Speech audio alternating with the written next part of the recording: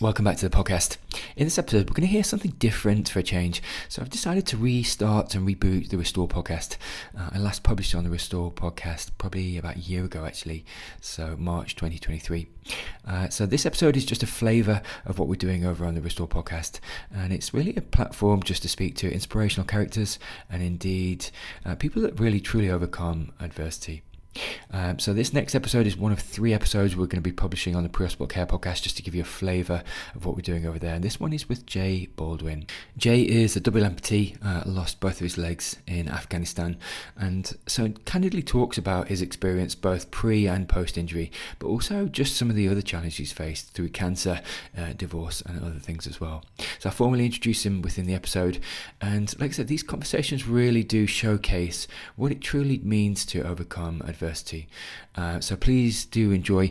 Just a little bit of a trigger warning, he does speak quite candidly about his injuries and his experiences, and there is also swearing within the episode, but please do enjoy. This is one of 3 episodes I'm going to showcase on the podcast. Do head over to the Restore podcast if you want to find out more.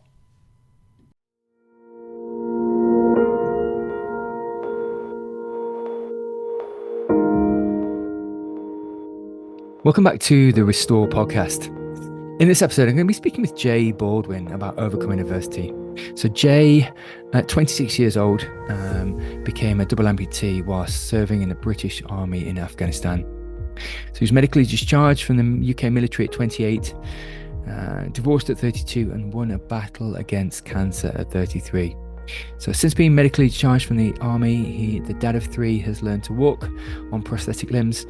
He's retrained as a fitness instructor and has truly inspired many. So he is and was the UK's only double amputee personal trainer, but has done much more than that as well. Welcome to the podcast, Jay. Hey, how you doing? Good. It's really good to have you on. Jay, I just wondered if we could just start really by just unpacking your journey way before 26, really, going back to just growing up and then being drafted into the army. Could you maybe just unpack just those formative sort of teenage years and what that was like? Okay, first of all, I must say this because if my partner ever listens back to it, I do have 3 stepchildren as well. So make that Okay. 6. So Yeah, 60. Okay. you know, Busy listen, man. they all get treated exactly the same. They're all my Yeah. kids. So yeah. Okay, so answer your question. Well,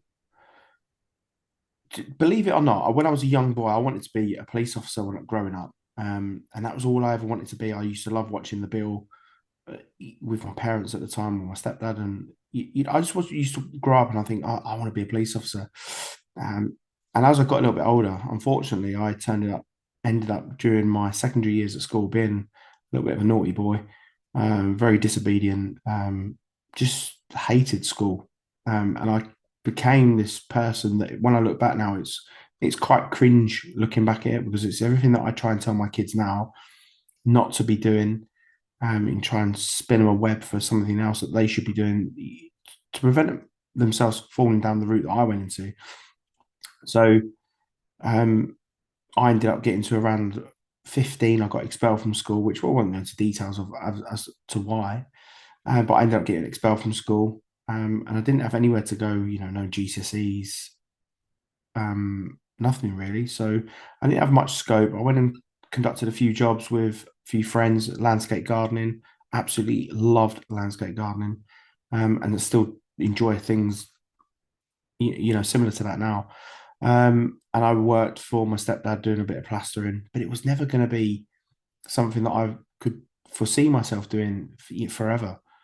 So I took myself off to the careers office at the army. I said I was going to join the army. And it's different these days where we try and support everybody and we try and say, go on, go for it.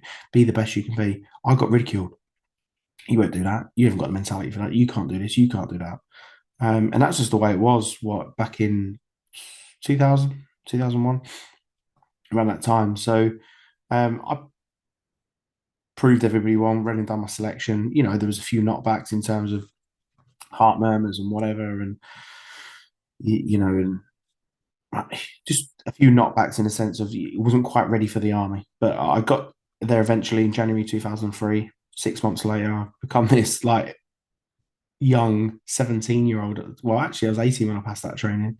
Infanteer, ready to deploy anywhere in the world. And at that time, we hadn't. Well, actually, no, that's wrong. We hadn't been told that we was going to Iraq in 2004, but we knew that during training, the Iraq War kicked off, and it was all systems go really. So that was pretty much where I was as a young boy. Now I've joined the army, which I never had any kind of inclination to join the army growing up through school. It was just I want to be a police officer. So just coming back to that, so you find yourself in the military, in the army, and what was it like? Was it a rude awakening? Was it not a rude awakening? What was basic training like? What was did you rise to meet the challenge, or how did you find that? Um, it was different, again, because the army's been through such a transition recent years, it's not the same as what it was in 2003. And then guys that are probably listening to this that are a little bit older than me would say, well, actually, your training was a lot easier than what it was in 1985. And I understand that that's the way that things go and that's the way the world works. Things change for a lot of time, the better. Um, I found training okay. I'm not going to say I found it extremely difficult. I'm not going to say I found it extremely easy. I found it okay. I felt like I found a little bit of belonging. And I know that's a bit of a cliche to what everybody says within the army, but I felt like I was a little bit like, this is my place. These people around me, I really, can get on well with these. I believe that I could make a career out of this. Obviously we do have our ups and downs where you want to go home and you miss mum or you miss, being a hooligan on the streets or whatever it is you're missing. But I genuinely felt to myself, I can see myself doing this for a while. So training was, yeah, it wasn't hard, it wasn't easy. That I found it a little bit of a imbalance. I'd say the hardest thing I've actually found was getting myself really, really, really fit, trainer fit, and then putting a pair of boots on with a Bergen or a webbing to start with, and thinking, oh, this is completely different. Like completely different. I've been running my little socks off, trying to get myself fit, in trainers, and all of a sudden they're asking me to put boots on. It turns out I actually was better at wearing boots than I was wearing trainers, but that's they found a strength for me there, I guess. So take us through sort of so you went through basic training, and then you went in to sort of a unit. Did you so take us through your tours? Take us through, was it your first tour in Afghanistan? Was it your second? How many tours did you do? Where did you do tours? Okay, so I joined my regiment, the Princess of Wales Royal Regiment. At that time, we were based in Tidworth, which is like Wiltshire way. Um, we immediately got told we was deploying to Canada when I got to the battalion, and then stupidly I broke my ankle just before we deployed. And if I'm honest with you, that was probably my hardest time that I've had in the army, breaking my ankle, seeing all of my guys being deployed off to Canada, getting ready because we know we're going to Iraq.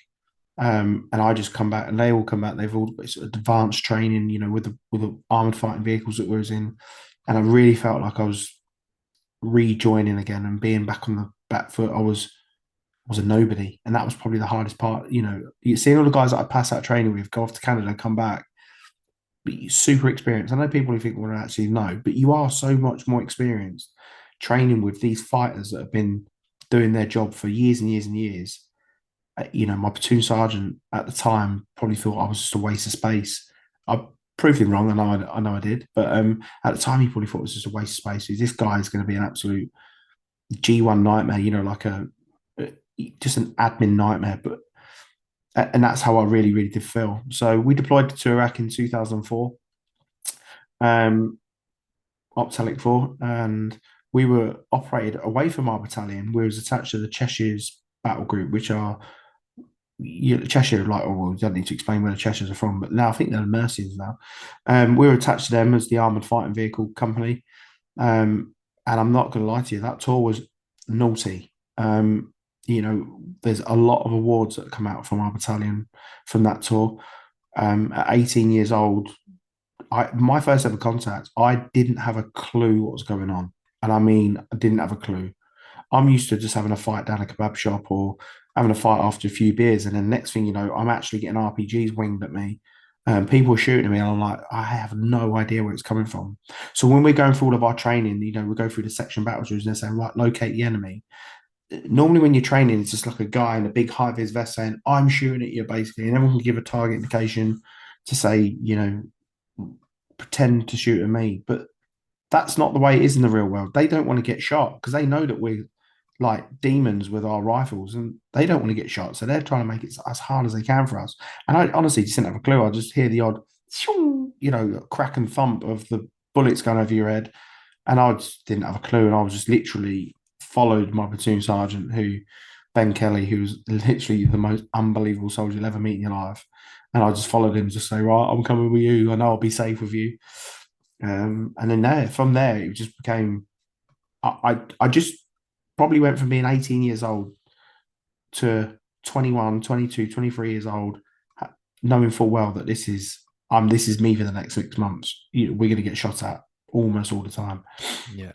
So I mean, so it sounds like Jay, that grew you up super quick, and as it would do anyone really, because you're right, stark reality, just bullets whizzing past, your sense of situational awareness or shared situation awareness, disorientated at best, because like you said, the enemy isn't necessarily giving away the position. So that tour progressed, and you're 18 at the time, so you've got a long period ahead of you before you get to 26. So how many tours? So just walk us through where you did the tours, and I guess in essence, the evolution of J Baldwin. How because it sounds like you matured, you started to develop skills as a soldier, as a person, as a human being. How did that look? What was after the first tour in Iraq? Yeah, so after my first tour, I just knew that this was my life. And after training, I knew this is where I wanted to be. But after the first tour, knowing, yeah, this is wicked.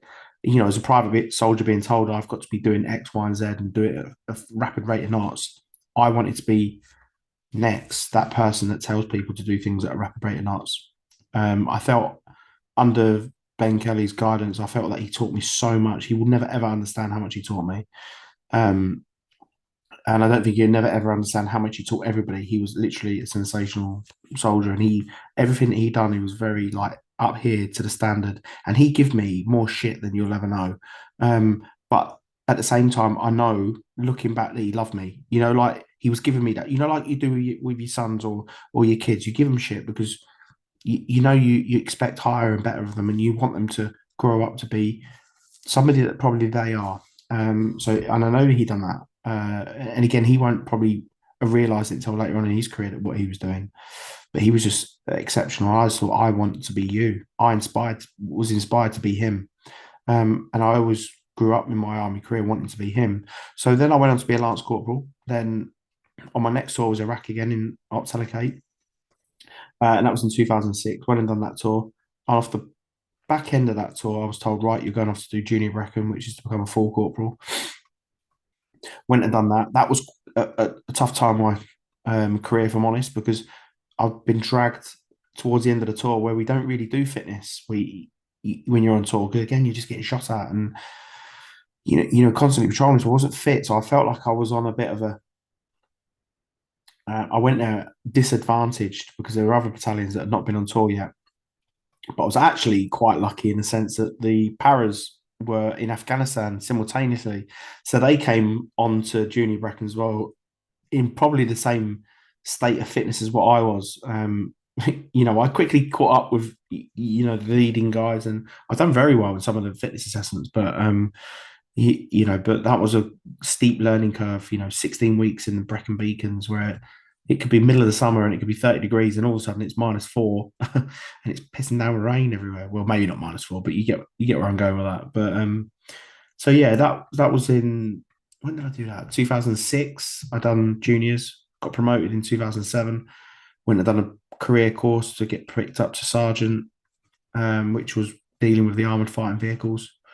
And then in 2008, 2009, I think it was one or two. Anyway, we were deployed to Op Herigate in Afghanistan, where again that was just another cheeky tour. I felt like my time in the army, everything was just like cheeky, cheeky, cheeky. But we were finding myself in situations all the time where it was a bit naughty. And then the last tour, it was quiet, but it was busy. We weren't in contact all the time, but we were busy. And at this rate, I'm what probably the most senior corporal in my battalion at this time because of I took a little bit of time off because I went recruiting. I've gone back a step there, but I went recruiting for 2 years because I just needed my body needed a bit of a break, if I'm honest, because I was borderline. Should I get out of the army? Should I stay in the army? But I decided to stick with it. Um, got my head back in the game and going back at that straight back out to Afghanistan and being one of my mates, Tom Ferguson, I was going to be one of his. Well, I would have been the senior corporal in the platoon. It doesn't mean nothing that, but it just means that you go in there and you can be expected to be. The levels are going to be high. The levels that's expected for myself are going to be high. The company sergeant major, Kev Marsh, another awesome bloke. He just again knew me from Optalic 4 in Iraq in 2004. He was one of the other platoon sergeants, and he just said, "Look, I need you to come in and just be the J that I knew that he was in B company and get just get amongst it." And some would say, "Yeah, I've done that really, really well." Some would say, "Fucking hell, he's a nightmare." You didn't let's get away with nothing, which is my job. I had to do that. But all them guys I used to, I still every one of them guys that would think, "Fucking hell, Jay was an absolute nightmare," would quite happily message me now or quite happily see me on the street and go, "Hello, Jay, yeah, you're right. Remember this, remember that, remember this, remember that." So I was an arsehole when I needed to be, but I was an arsehole for the reasons of, look, stick with me, and I know for a fact I can bring you all home safe. So, And you know what, Jay, you inadvertently just mentioned earlier about this chap Ben Kelly. I think you mentioned him. yeah. And although you didn't seek him, he kind of found you almost. But this kind of mentor mentee mindset is probably what you were modeling to other soldiers actually at that time Mm-hmm. in later times because you guaranteed before the incident in 26 when you were 26. But even up until that point, actually, there have been 18-year-old soldiers that you would have been Ben Kelly to, because, like you said, you're an arsehole, but you get them home. You're gonna get them home because actually, it's the principles you live by. Everything you learnt from Ben Kelly and others around, everything. All the things which you kind of, I guess, in a way, subconsciously, kind of learn from watching him move in Yeah. active fire situations, in dynamic situations, um, is probably what you were teaching other people. Now, that again is important because, to be honest, mate, I think a lot of people need mentors, but they don't probably know it when they're younger. And some of the best things that can happen to them they haven't asked for, but that found them. But as you said, it's having the revelation when you're there, saying, "Fucking hell, I actually need this person in my life. I Mm-hmm. want to be you." Now, again, I you've not don't think saw. I ever admitted that, though. That's the problem. No, yeah. I You never just had that admitted it. mind. I Yeah, used to yeah, hate sometimes where he just, now when I look back, I used to think to myself, you were probably getting a little bit too cocky, and that's why he then kicked you back down again. Because I remember, like, we had a bit of time where we could play a little bit of football. And he used to actively say to me, "Jay, come on, Baldwin, we're going to go and play football." And he would kick me all over this dust bowl, like kick me in the ground. I'd graze all my legs. And I used to think to myself at the time, why are you like that to me? Like, I try my hardest. And he was just bringing me down a peg.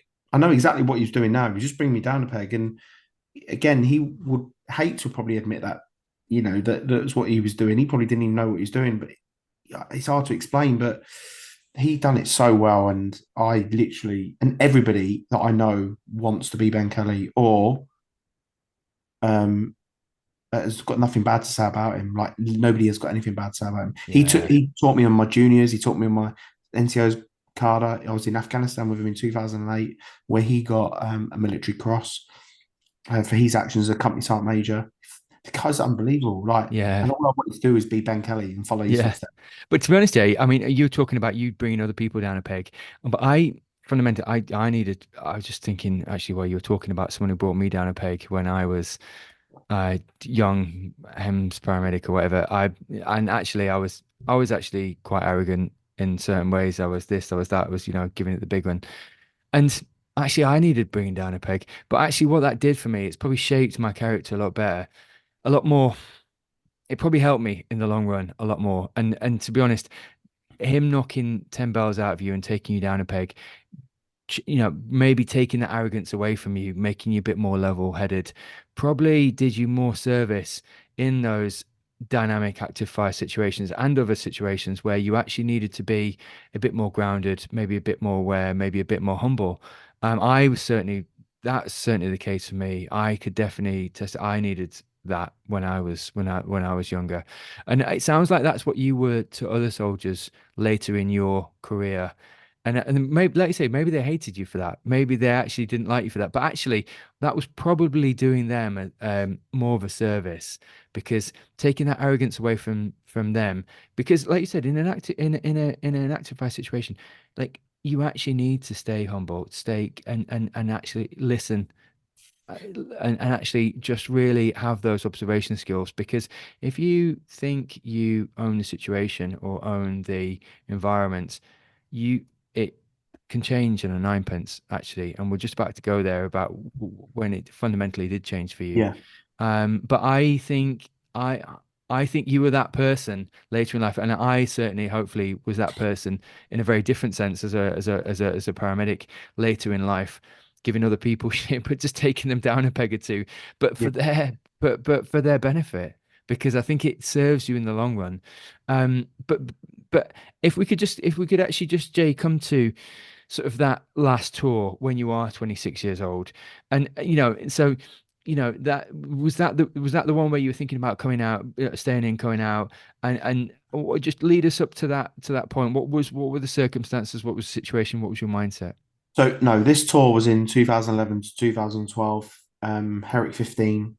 I was I just come off my little break, if you want to call it. I was still in the army, still, but I was coming back into battalion, and I wanted to go and, you know, I was very advanced anyway, in the sense of I'd got promoted to corporal at 21, lance corporal at 19 or 20, whatever it was. So I didn't have much worries in the sense of, I'd still be on my 20-year point now if I was still in. So I was very junior, and I left as a sergeant like 12 years ago, 10 years ago, whatever it is. Um, I was on the right career path. So them 2 years didn't set me back at all. But I needed them just to refresh myself, and I knew that's what I needed to refresh. But that tour, I just come back off my R&R over Christmas, towards the back end of January, and the company second in command, Rob Sifrit, he came up to me. He was another awesome bloke, and do you know what? He'll probably listen to this because I know what he's like. He likes to keep a tab on me. He would admit firsthand that he wasn't the greatest of soldiers. Being in the field wasn't his cup of tea, but I tell you what, he could run an ops room as best of anyone I've seen run an ops room. That was his, forte. That was the way. That's how he operated, and he was brilliant for us as a company. He had some moments, but don't everyone have some moments? And I actually really do like him. He works away in Africa now, I think he does. But he came up to me basically and said, "Look, Louis Tugavu's going on R&R tomorrow. Do you want to take the patrol at his platoon?" I was like, "Well, yeah, 100%. It's an advanced contact. Definitely go and do that. This is what I love. It's what I love doing. Just orchestrate." He says, "Well, Louis not going to be there, so you'll be platoon sergeant. Tie in with the other platoon commander, and we'll just sort out from there." So I did. Said to Louis, "Don't worry, mate. Stand down." I've done a little bit of handover, takeover. As a company, we've done things very, very similar, with all the other platoons. So we didn't wasn't much to take over, mate. There's things that Louis implemented into his platoon that wasn't even different. It was just, I don't know, different words of command or something stupid like that. It was just everything worked very, very well. And again, that was filtered down from Kev Marshall all the way down to the other platoon sergeants. So it wasn't really much for me to kind of take on, apart from the fact that I'm going to be in charge of 12 to 14 blokes doing this patrol. Now, I did say it was an advanced contact. The op was called Up Archer. We deliberately go and look for a firefight. We entice them to come out and engage with us, and when we do, the basics are we make them look like they're winning the firefight a little bit, so they kind of pop their heads up a little bit more. And then the Apaches come in where they've been hovering in the dead ground and just obliterate them. And that's the way that we've done with things. I've probably given away too much there, but it doesn't matter. It's years and years ago. That's what we did. We used to make them initiate the firefight. Um, and then I was getting into position because my platoon commander couldn't get eyes on us, or it worked out that actually that the Afghan National Army we were working with, they were taking bounds bigger than they should have done, and they were contouring the river round, and that ended up meaning that it would have been a blue on blue situation had they come under contact. So I had to withdraw, but before I could withdraw, I needed to make sure that everybody else was firm. So we had that, stability on the ground. So I then just because I've not got ADHD, but I felt like sometimes when you're in that command position, my job is to be at the front. I want to be at the front, but I was at the back, and I wanted to etch myself to the front. So I was just always moving around, and then we got ourselves into a bit of a location, and then as we was moving out, I ran up the hill a little bit, stepped on the device, and then next thing you know, I rolled over where I thought I'd been UGL'd at first, underslung grenade launcher, but I looked down and my legs were in bits, absolute bobbins. Well, one of them had disappeared onto God knows where, and the other part of it evaporated. Funny enough, one of the blokes said that my boot landed next to him with my sock in it. I don't know how these things do that, but it did happen. So, and then one of my feet, or should I say legs, ended up being like a bit of a lump. Flew off in one direction. Nobody could find it. And the other one, again, as I said, evaporated. And then we went into the full CASEVAC procedure, which is what we practiced every single day, maybe twice a day. And we practice it, practice it, practice it. And I'm not joking. The boys were unbelievable. It was like clockwork. Everybody got their job done. There was emotions there. And which is going to be the case. I remember one of the lads eating on the back of the stretcher, absolute animal, picked it up. It's supposed to be a 4-man lift. He just picked it up and just ran, or walked as fast as he could with a stretcher. Just fucking beast. Like blokes come into their element when it comes to stuff like that. If you're not fighting and they're beasts and they're fighting, they're coming back. And this geezer was a bit of a dandy geezer, bit of a tough lad. He was one of the lads that needed knocking down a peg. But and I'll tell you what, if he'd have stayed in the army, he'd have been a fucking brilliant soldier, like unbelievable soldier. He didn't. He decided to get out and do whatever he wanted to do. And he was instrumental on that day, like just pushing forward everybody with the stretcher. 48 minutes later, I land in Camp Bastion, where eventually I'm still conscious. And the niece said to me, I think his name was James or something like that. Let me know when you're in pain, James. I was going to put you to sleep. And shall I tell you what? I weren't in no pain when he said Yeah. to me, I'm going to sleep. That's Nah, insane. That's insane. Was it just pure adrenaline running through I you? think so. Tops up with a bit of morphine. I think it was a Yeah. bit of free adrenaline. I don't know Yeah. how much milligrams you get in a morphine in them shots per actual whatever it is. I know it's only a short little canister you're getting, but I Yeah. had 2 of them. But if I'm honest with you, I don't think morphine would touch the sides if I had it this day. I think it'd No. be like, Yeah. but yeah, I'm more into the ketamine these days. Yeah. But I got to camp, and do you know what? When I was in Camp Bastion, I felt like when I was being guided from the helicopter in this ambulance, like one of the firemen, because they're the ones that take you off the helicopter into the ambulance. A little bit of bone was knocking out the side of my leg, and he nearly caught it in the ambulance, and it was like, oh my! It was like a comedy sketch at one point. Yeah. Um, and I got in there, and I remember seeing Ian Pennells. He was what was he at the time? Adjutant, I think he might have been in the battalion. And I went, Ian, because I used to play football with him, so we was pretty much on first name terms. And he used to say to me, I can never get away with calling him Ian around people, but it was always sir. But I said, I fucked up. And he went, yeah, you have. I was like, oh, you're not meant to say that. Like, Yeah. That's and not that. what you So meant to I'm say. going onto the stretcher thinking, yeah, do you know what? If he's told me I fucked up, I don't think he would banter me in this situation, but he was bantering me. And he'd written in Yeah. my book, I've got a little diary somewhere. I don't know where it is somewhere, and he actually written it. He says, oh, you didn't fuck up, mate. Like, Yeah. just like, but I think he was just trying to have like the normal banter with me. But anyway, I get to see this guy, James, and he says, look, mate, if you start feeling any pain, we'll put you to sleep. He went off. It felt like he went miles away. But I said, is James around? And I'm not joking you. I was naked, and I mean, start bollock in Yeah. seconds. Yeah. Them nurses had me shredded. It was like piranhas, like all over me. I was stark bollock naked. But what people don't understand about in this time when we was in Afghanistan is I was wearing top body armor, not Yeah. only on my body but on Yeah. my groin area as well. So you wear tier ones, which is like a boxer shorts, Kevlar woven, Yeah. and you wear a Kevlar nappy as well, which Yeah. is the same material as your body armor, not the plate, but around there. So to protect all your, your bum and your balls and willy and whatnot. So you're sweating. I was out there for 4 hours. I was sweating, and us blokes have always got an excuse to give it, whatever. But I was sweating, shriveled up, cold, and I was so worried that these women nurses around me were going to smell me. Do you know how bad? Like that's exactly how I felt. That Yeah, these, well, that shows you how conscious you were. To be honest, Jay, you were fully. You're going to be fully conscious if you're feeling that level of embarrassment. yeah. So wait. So you call for James. He's gone. He's gone. But then it obviously comes back.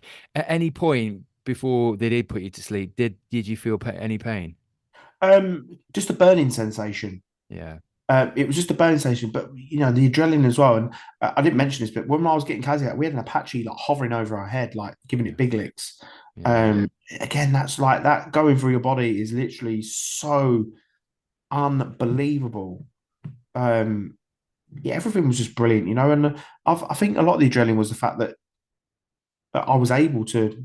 I tried getting on my radio to give comms. I tried to do my job still as a platoon sergeant. My radio had been blown off my back. I still tried. I still helped one of the blokes put the tourniquets on my left leg.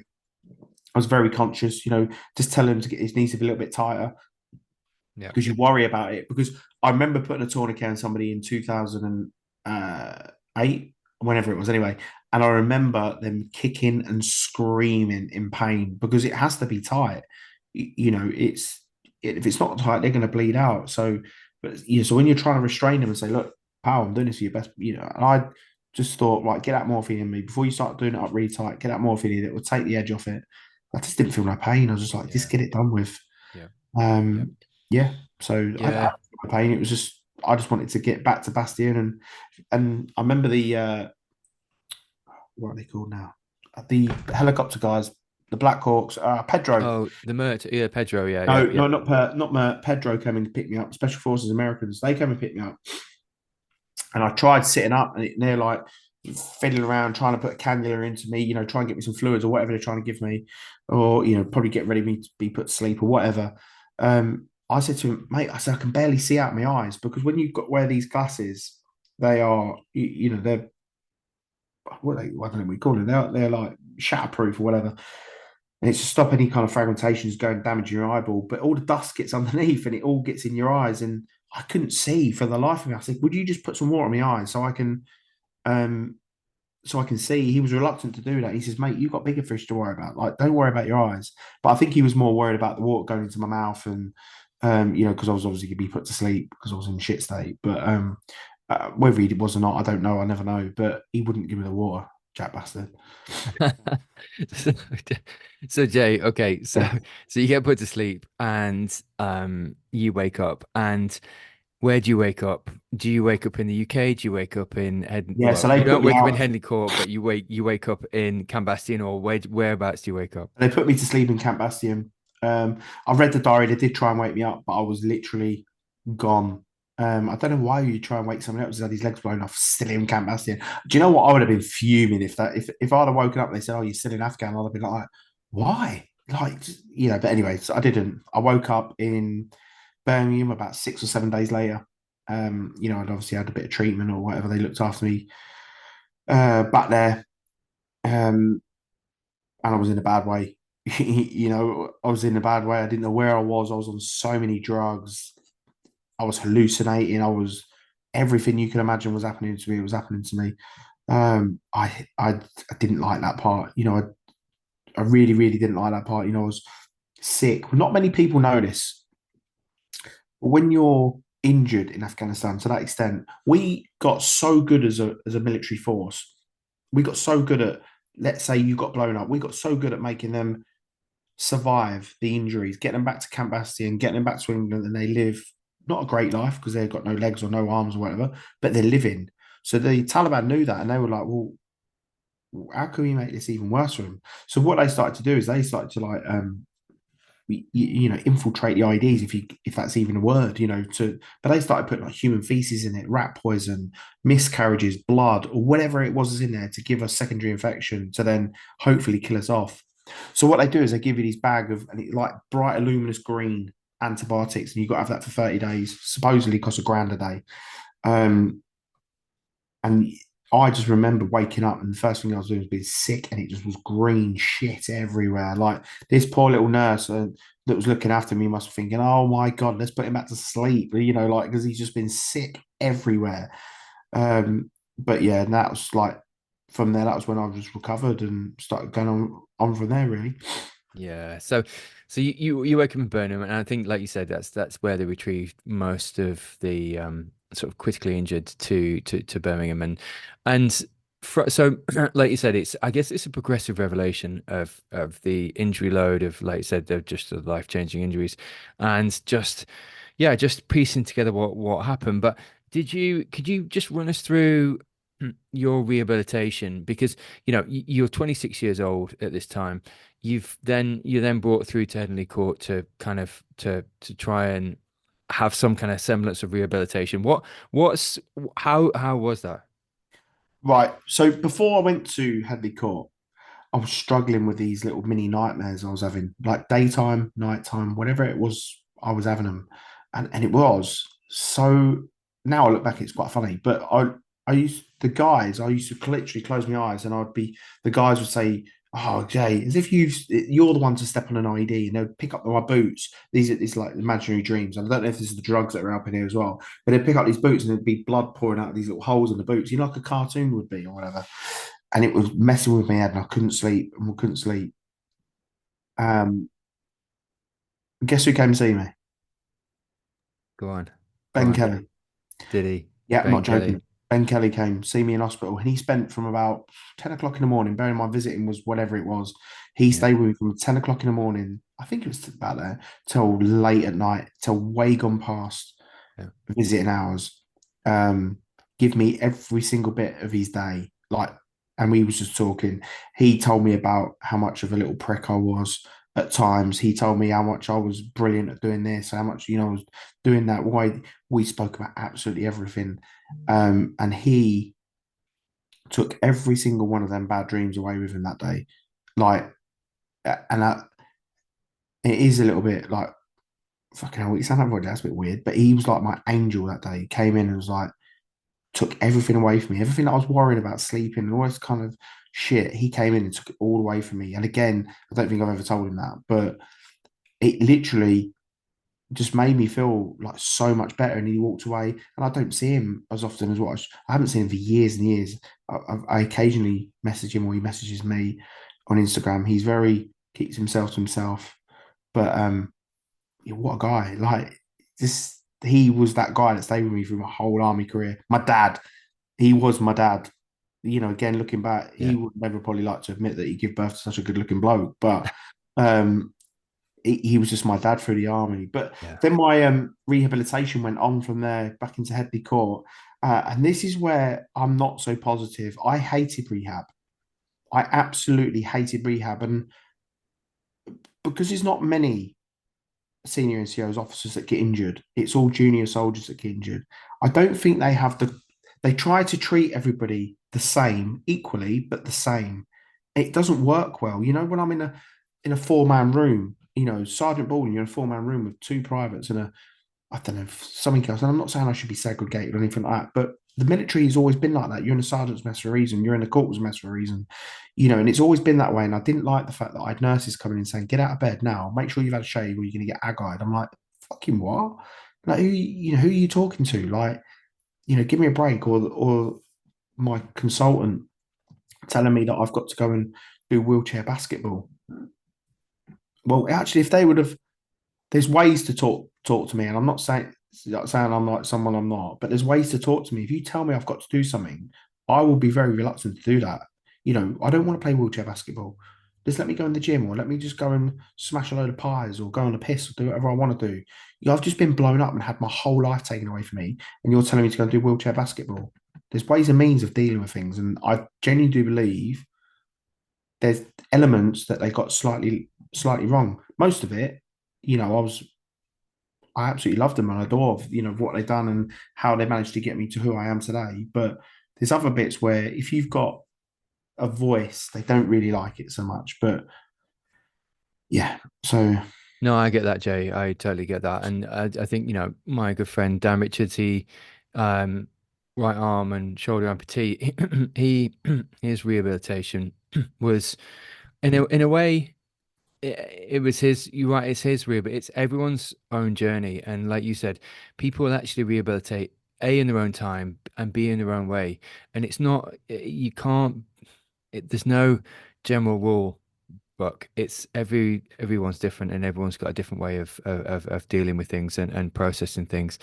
Now, you so y- you go through Hadley Court, you like say come to a revelation, you do get strength up, you go to the gym, you start to get your life back together. Could you maybe speak to this process of osseointegration, because that in itself was not an easy journey, and as I'm led to believe and have read, the battle with the NHS really started at this point. Could you maybe just unpack that? yeah, so I was discharged at this point. I wasn't getting anywhere with rehab. I didn't at Hadley Court. I didn't like it. It was everyone must walk on these sockets. Everyone must walk on this leg, and this is the way that we do it. There was never kind of any flexibility. If one person could do it, everybody was expected to do it pretty much in their own way. Again, they would probably disagree with that and say, no, that's never the way it was. But that's the way it came across. I always felt like that they were saying, well, he can do that. Well, you can do it. You can do it. He can do that. Well, it's not the way, you know. Anyway, so osseointegration was something that I was sitting there one day thinking at home as a civvy. I was overweight and I'm thinking, what am I doing? When am I ever going to be able to walk again? I'm playing golf and I'm coming home and I'm bleeding out of my legs because there's sockets every single day. And I just posed the question to my mate Brian Wood, who was head of the charity of my regiment at the time. Said, look, mate, I've been told and quoted it's going to be, well, not quoted, but told it's about 100 grand for this procedure. Do you reckon the regiment will pay for that? At first, he says, absolutely not. What? They wouldn't spend that much money. I said, well, do me a favor, mate. Like, as mates, just pose the question to them, see what they come back with. Otherwise, why are we all raising money for our regiment? Why? So he came back and said, look, mate, I've asked a question. And they've basically said, get a proper quote and we'll do it. I was like, what? What? The regiment's going to do that for me? So anyway, long story short, we got myself off to Australia, had the surgery done, came back, and honestly, I was a new bloke, different altogether. I was a different animal, beast. We tried rejuvenating the money back a little bit or regenerating the money back. We You mentioned earlier somebody doing a cycle across America. We done that. I hand cycled all the way across America, doing 6 hours on, 6 hours off, 6 hours on for 14 days. That's something it took us. Mentally, the hardest thing I've ever done. Physically, um, it was tough. I felt like my chest was going to come through at some point. The muscle was going to come through my chest, but mentally, it was the hardest thing. Knowing full well that 9 o'clock in the morning you're going out, 3 o'clock you're going to finish. 9 o'clock at night you're going out, 3 o'clock in the morning you're going to finish. It was a nightmare, and the heat was unbearable at times. But I got it done. Um, yeah, I got it done.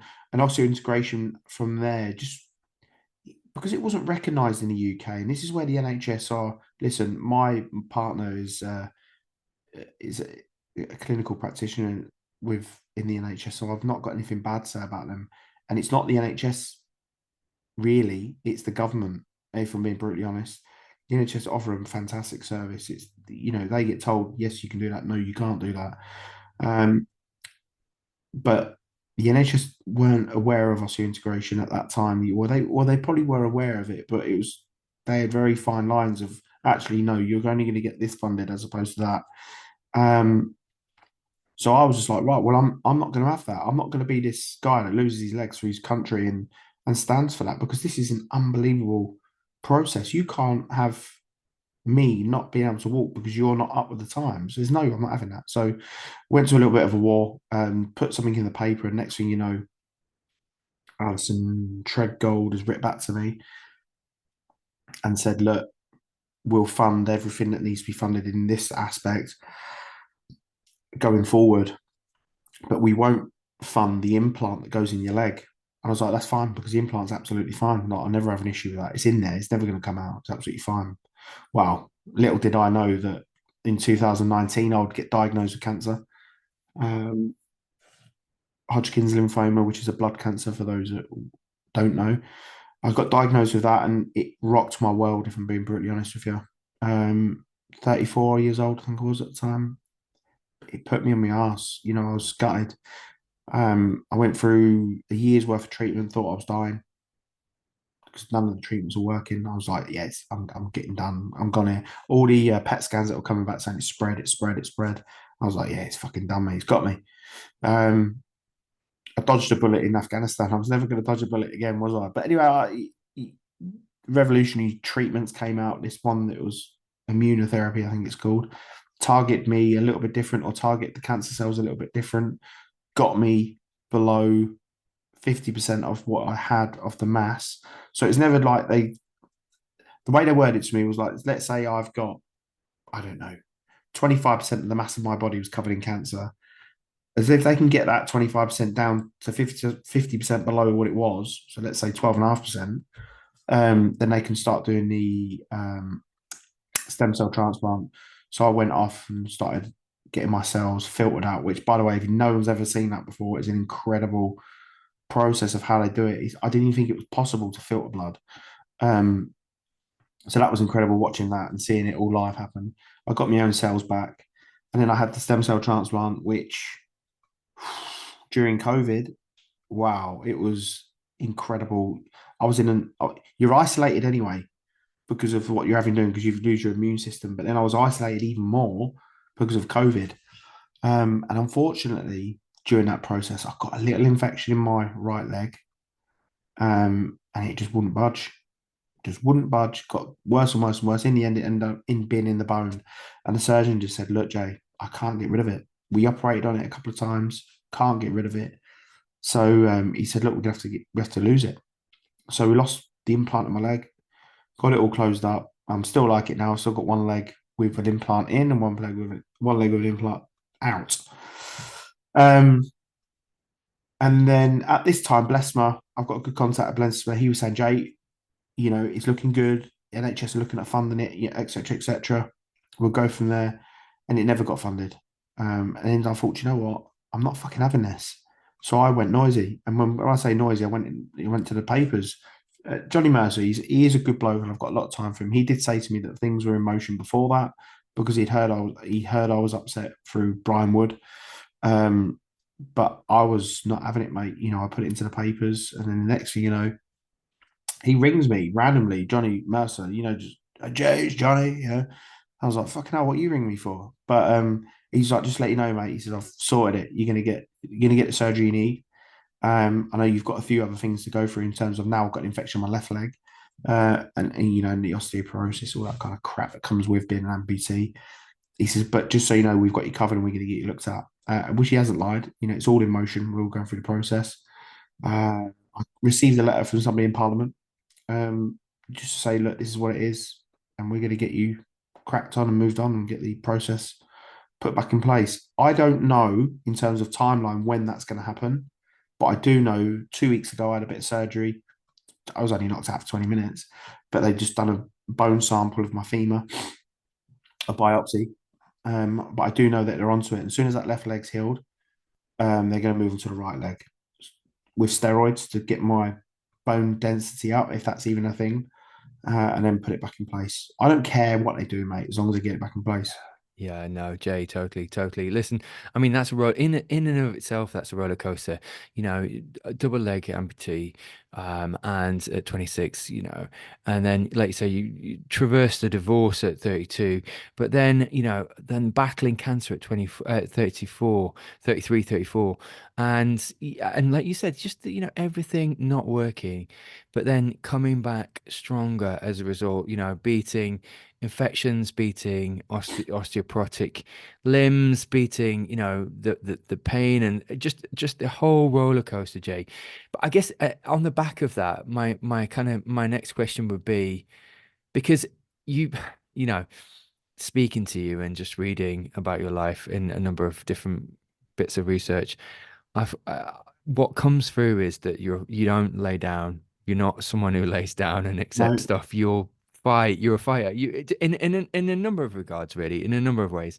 But could sort of because you did do that on a number of occasions, and then with the and there's an evolution here because you're not a personal trainer anymore, but you did become the UK's first double amputee personal trainer. Yeah.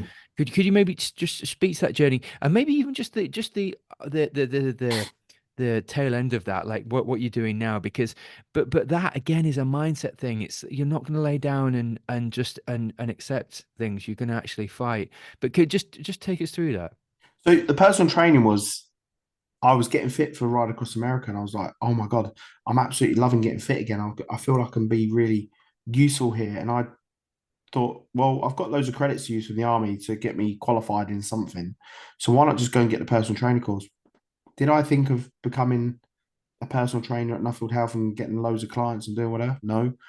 But I actually quite enjoyed it. And do you know what? The gym was just my release to staying positive. And when I started to see myself slimming down and seeing these muscles popping in places I didn't think I'd ever get muscles again, and that was due to having osseointegration. I was like, right, I've got to keep doing this, and making notes of what I'm doing wrong and doing right. And I met people along the way that inspired me to go along.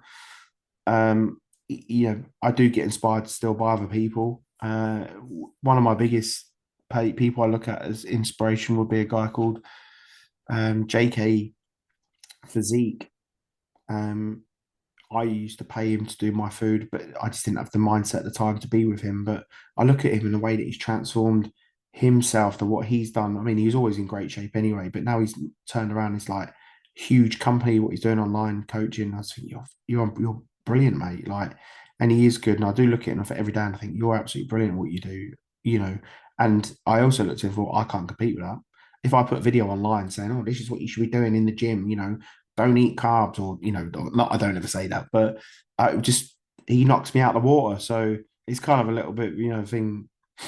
Yeah, Just so and let's just also, Jade, let's just put into context something you have alluded to this, but actually, I'm not sure I fully understand it to be honest. But 3,000 miles west coast to east coast race across America, height gains of over 2,000 meters in staged deserts, so, uh, almost jungles of sorts or jungles, but extended parks, extended, you know.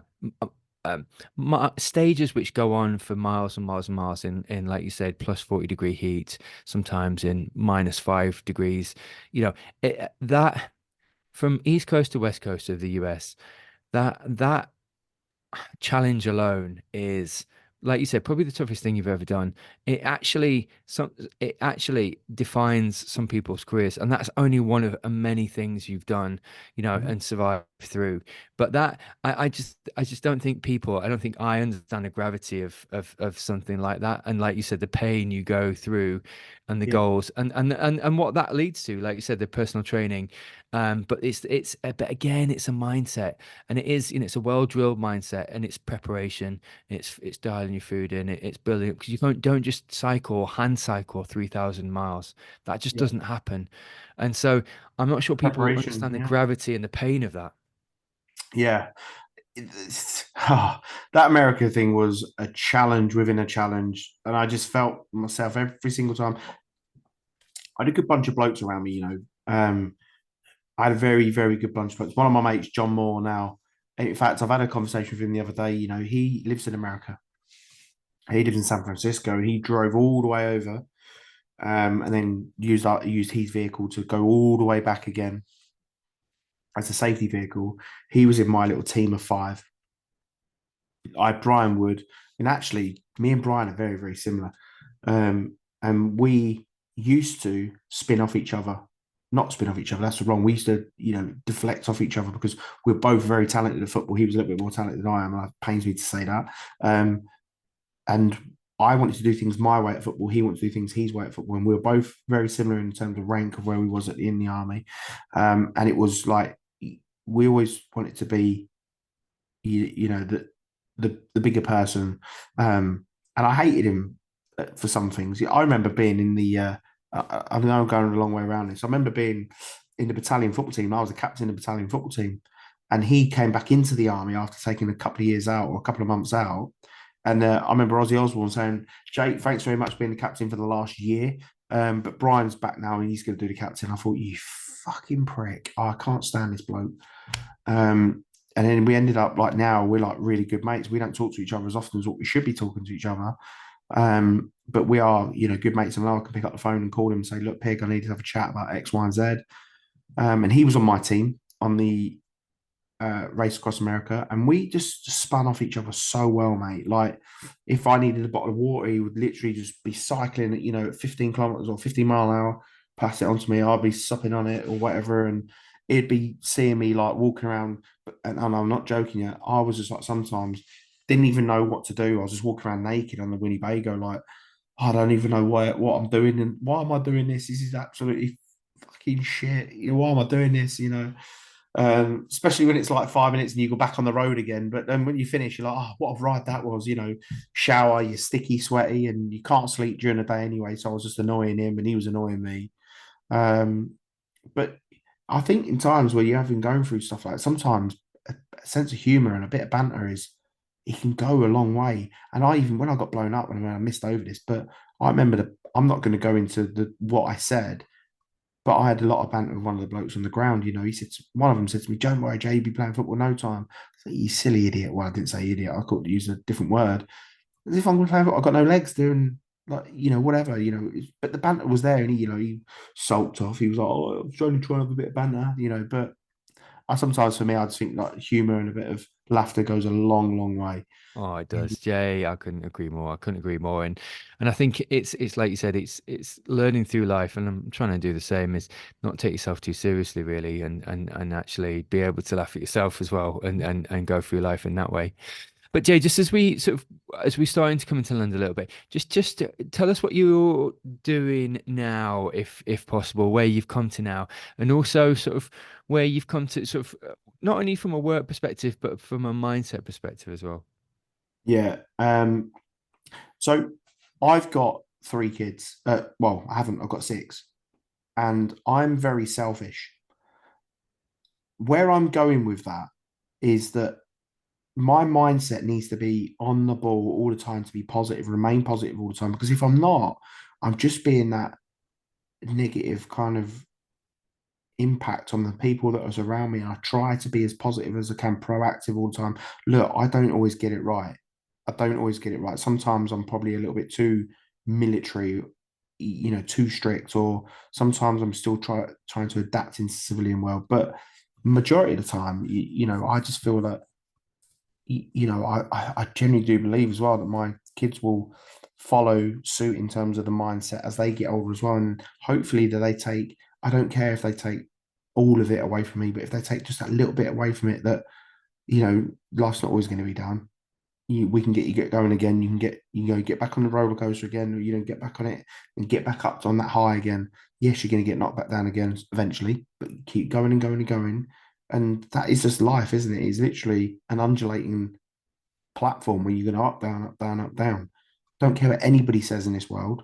There isn't anyone that's up there on the high 24/7. There's not. Sometimes we're, down at our lowest points, but I'm selfish and I'll sit there and go, because suicide's never been anything that's been in my mind.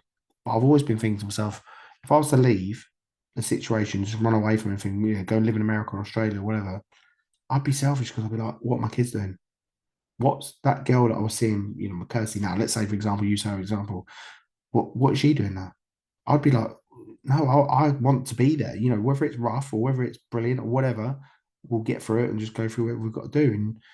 And that's what happens. And even in our relationship, we're not like sitting up there all the time, like happy go, whatever, we're doing all this, we're doing that.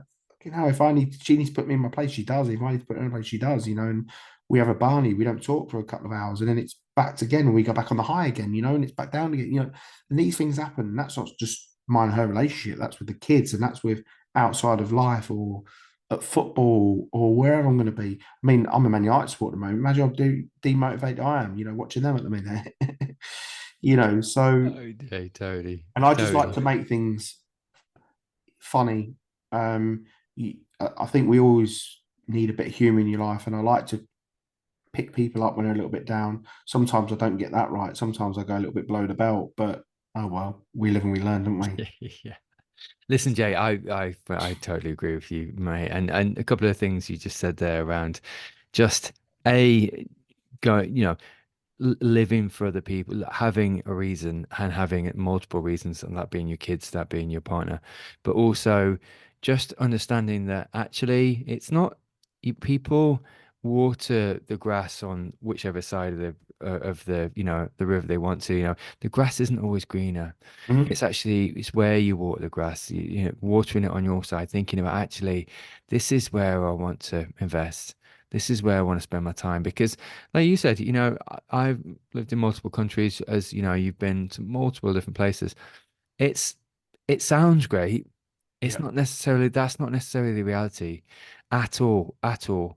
And actually, happiness is an inside job. It's absolutely an inside job. yeah, It comes from inside you. It's not attached to a place. It's actually, that was my revelation. Having traveled the world and done bits and bats, actually, everywhere you go, there you are. yeah, You bring yourself everywhere you go. And actually, it is an absolute inside job. And that's exactly what I'm getting from you is actually, it's working on yourself every day. Every day is not glamorous and it's not going to be glamorous, but actually coming back to that baseline of appreciation and gratitude for the things you've got around you and actually being again locus of control, just having you generate your happiness. yeah. You're in control of it. It's not in control of you, and it comes from it being an inside job. Talking's a huge one as well for me. Like I like to talk, and as you probably know after how long we've been recording for, but I like to talk, and sometimes you don't have to talk directly about the situation that's probably nagging you in the back of your head. You just need to talk about, oh, you remember when, again, spinning bits, talking about bits and bats, or actually talking to somebody about absolutely nothing, or learning about somebody else's life or the troubles that they've got going on. Because actually, you can sit back and, whereas you think that what's going on in your life right now is horrendous, somebody's just lost their child, or somebody's just been told that their mum's got cancer, or somebody's been told that they're never going to see their kids again, or you just never know. There's so many different scenarios I could pop at you there, but sometimes it's just nice to listen to someone else and and actually think, fucking hell, spending an extra fiver on the piss last night wasn't actually that big a deal. Yeah. No, Jay, listen, I totally get that. I had an experience. I had done some training with at some point with the Ukrainian military, and just this 22-year-old lad who didn't speak any English, and he wanted to find out about me, and we spoke through the phone, so just Google Translate, Mhm. and wanted to know, just didn't really elect anything about him, but through the process of time, we got onto him and his situation. And again, he'd made moves towards me. It was just this high fidelity simulation we've been doing with Ukrainians. Anyways, 22 years old, all his family had been killed. His house had been burnt down and destroyed, and he wasn't looking for any sympathy, and he didn't show any signs of. He was just, wanted. He was just kind of wanted to know me and really interested about my life, and I just, honestly, Jay, I just sat there and thought. Oh my gosh, like just do not know how lucky you are to Mhm. have your family, to have friends, to have a home. Like so he was completely dispossessed. Yeah, I had nothing and as a single guy without any mother or father, he joined the military and they took him in. And I what but it's you're right, it's getting out of your own head, getting out of your own situation, understanding other people's journeys that brings that level of gratitude and appreciation back to your life. And it took that for me, from someone who initiated, who wanted to know about me, wasn't trying to tell me about their situation. So just to your point, Jay, just getting out of your own head, getting into other people's lives, understanding that everyone's got their own battles, Mhm. and actually instilling that sense of just gratitude back to you. And it's a privilege to be alongside people like you, people like other people, just to actually understand, you know, what we're dealing with is probably not. the worst day or the worst situation, and there is always a tomorrow. So, and Yeah. it's and that kind of sense of gratitude is priceless. There is always tomorrow. My actual um, theory on that is we don't know if there's a tomorrow. And the way that reason I say that is I say to, to my partner, it's a classic. We'll sit and say, "What are we doing? Like, why are we're just bickering over who's made the bed and who's not made the bed. Like tomorrow may never come, and one of us will miss each other. So why are we doing that? So and that can happen on a bigger scheme of things as well. Forgiving somebody or for whatever reason, just moving on. You don't know what tomorrow brings. So live it while you can, and that's the way I look at it. And it's the same kind of principle as if I was to ever get diagnosed with anything else or have to go through something else, it'd be like, right, okay, I don't know what's going to come tomorrow or the next day or a couple of months' time. But what I do know is right here, right now, I'm going to give it my best to do whatever I need to do, whether that's parenting, whether that's being a football coach, or whether that's teaching firearms, or whether that is actually playing Call of Duty. I just want to be able to give it my best all the time. So because I don't know if I'll be able to play tomorrow or do this or do that, be a dad, whatever. Jay, that's powerful. It's absolutely powerful. And you are a living testimony of just that mindset of just continuing on and just pressing forward. Mhm. I'm just making the best out of situations, mate. So I just fully honor you for that. Listen, it's been awesome chatting actually. And what we'll do is I'll put some links in the show notes because your story is a fascinating one.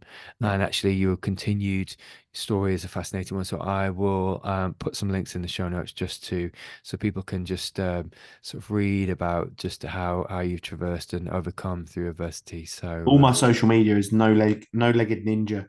So I'll put a I'm on link to all that. types of social media. It's no legged ninja. So Yeah, I'm on Call of fantastic. Duty is no legged ninja as well. So Awesome. yeah. So I just make humor of it. You have to. Yeah, So, but I'm happy yeah, for you to do any of that. It's just cool with me. 100%. Jay, you're a legend. Thanks so much. No worries, man.